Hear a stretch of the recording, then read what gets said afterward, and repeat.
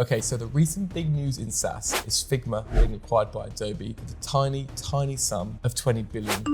Okay, maybe not so tiny. What this is a masterclass in both digital marketing and go-to-market strategies. And what makes this even more impressive was Figma was on track to only make $450 million this year only. They were bought for $20 billion, which is a crazy valuation. Such a high valuation, in fact, that it caused Adobe's stock price to drop 24% overnight. While the economics and public opinion is still fascinating, the main things I want to focus on in this video are their marketing strategy and their go-to-market planning, which was unparalleled from what I've seen previously. Right, so let's jump into it.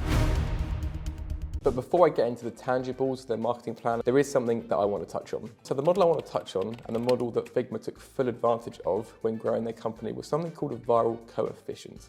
A viral coefficient, simply put, is how many users are generated by existing users. The formula looks exactly like this.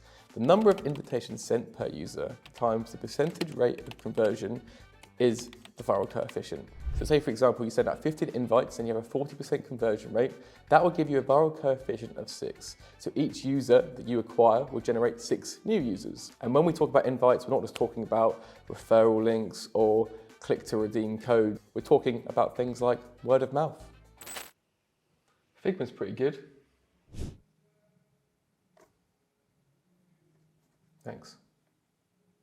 So like any great product that grows exponential rates, Figma really needed to make sure that they could grab hold of a viral coefficient. But before they could do that, they had another obstacle to overcome. And that was because Figma, like other software like Zoom and Slack, for example, aren't very good in single player mode. So they had to take care of something called network effects. Network effects are vital for products. The more people you get to join up, the more value that product brings to each user. So in order to get a good viral coefficient number, Figma knew they had to first benefit from network effects. So let's look at Figma's timeline and look at how they created their network effects through their go-to-market strategy. And the first thing we can see on this graph here is Figma was founded in around 2012, and they spent the first 3 or 4 years in development.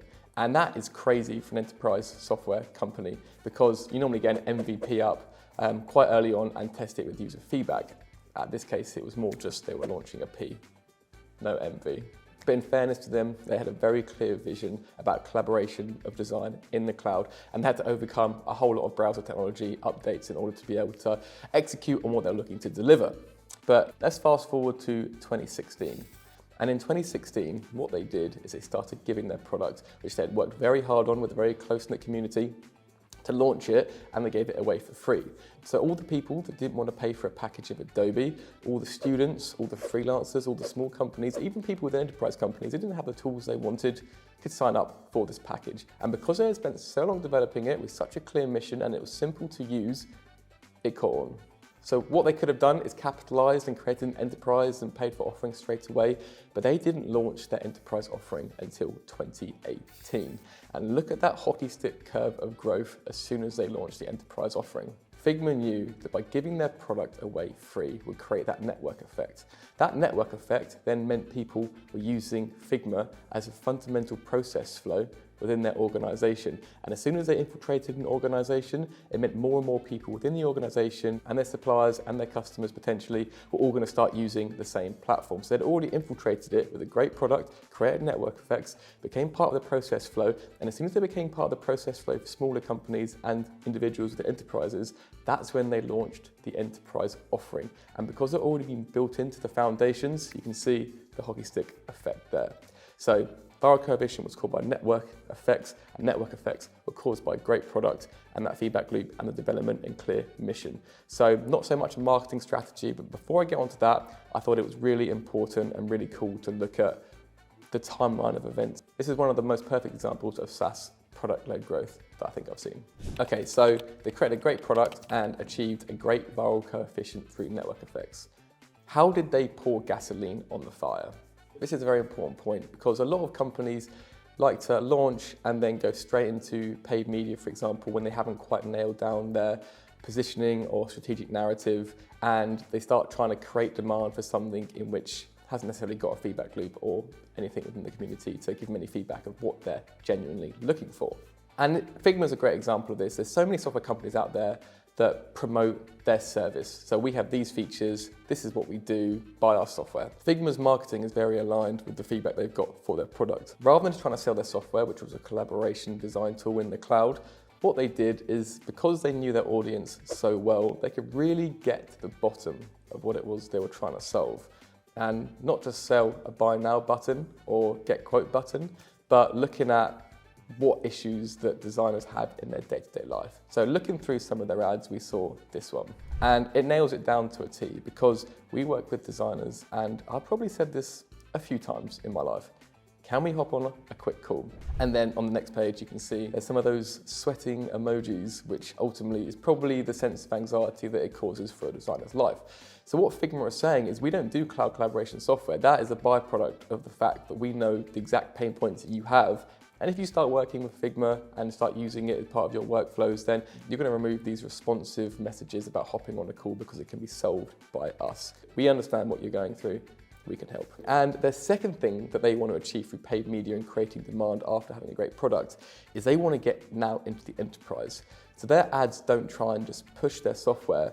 They help you and assist you with marketing collateral to sell Figma and the economics of working with Figma internally.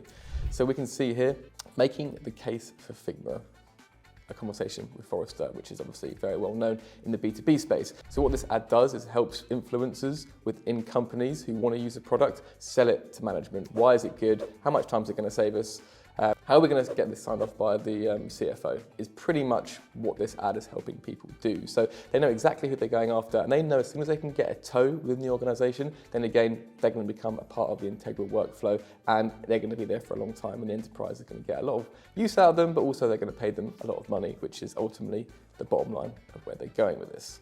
They also then supplement these ads with all their big logos that they work with, just to have that cornerstone proof of concept that they're credible within the market, and all the biggest marketing teams are working with them, so you should too. And that again is a fundamental of most campaigns: use cases, social proof, credentials, case studies.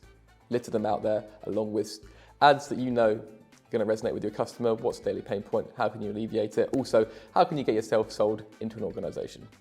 They have so many more ads with very creative angles, but again, their essence of what they've built is the fact they know their customers very well. And not only does it show through in their product, but it shows through in their marketing. So let's now move on to the next part. And one of my favorite bits of what they've done is the search marketing side of things. So they've built their product and the go-to-market strategy. They've started pouring gasoline on the fire with paid ads, which really cut to the core of the messaging and what they're trying to achieve. And now we're looking at search engine marketing. And search engine marketing is ultimately going to start sweeping up the people that are brand agnostic, don't know that Figma is necessarily a supplier out them for them to use. How can we get in front of these people at the point in time they're trying to solve a problem that Figma can, or that they're looking to potentially purchase? And we can look since 2015 at just the search volume of the whole of Figma's site. Now, in most cases, it is branded queries. So again, the first two elements we went through in today are going to play a big role in bumping up the branded queries for Figma, but also there are a lot of non-branded queries which has grown over time as well, which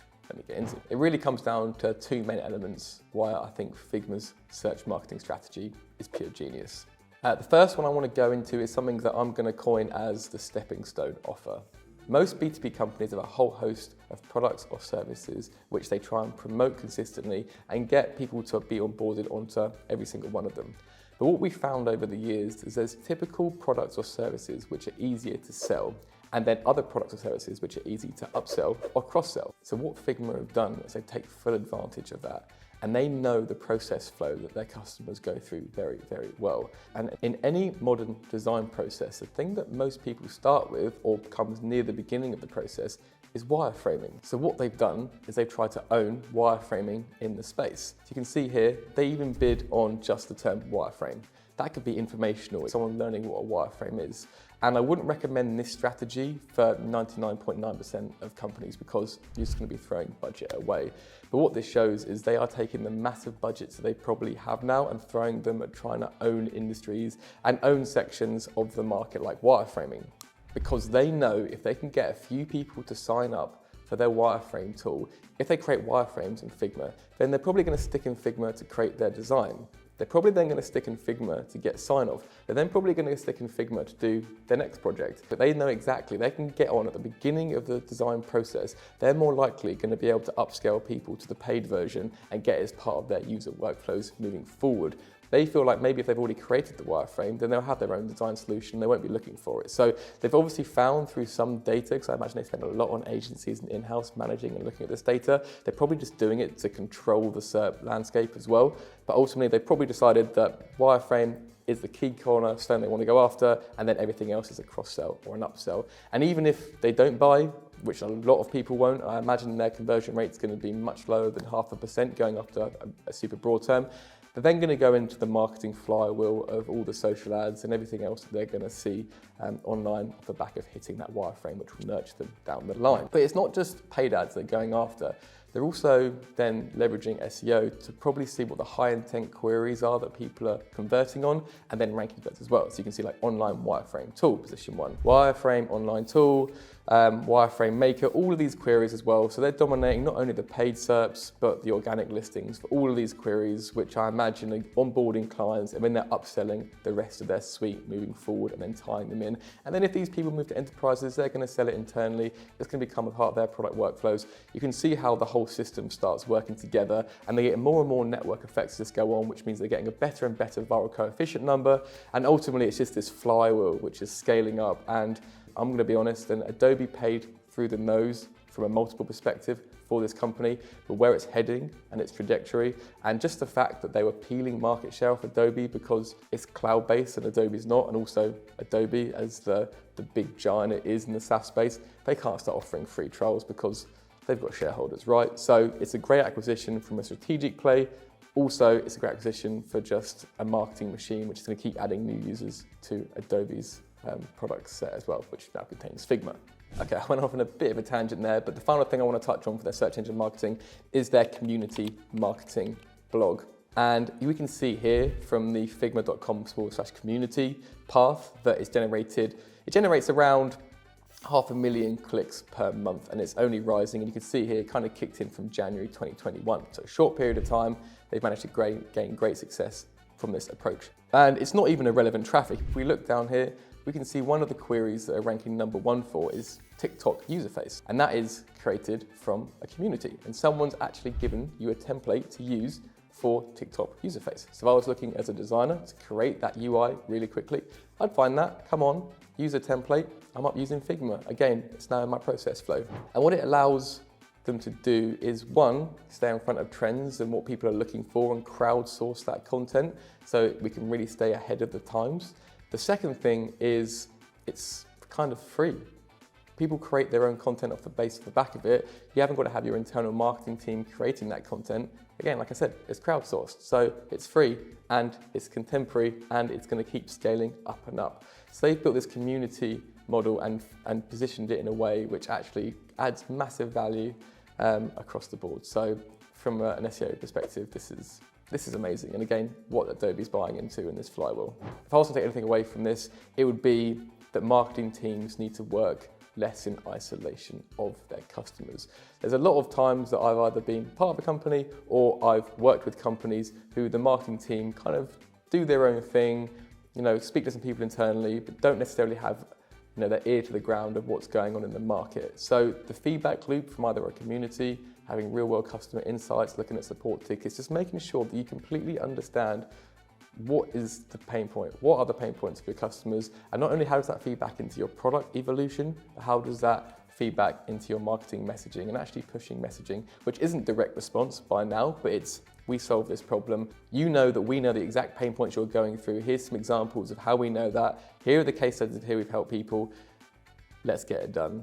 We can work together in collaboration. And I think that really is the fundamentals of it, because you can rank for all the things in the world, you can create all the paid media spend in the world, but if you haven't got your positioning correct and you don't know your customers that well, and you haven't got your strategic messaging out there in a way in which you're differentiating yourself from the market, again, it's going to be a very big uphill battle. So understanding the market, having a clear vision and working out exactly how you can then relay that into your marketing communications and then how you can amplify that. So I hope you found that useful, guys. Tune in next week. I'll have another video around B2B agency life or just marketing in general. So have a great week. See you very soon.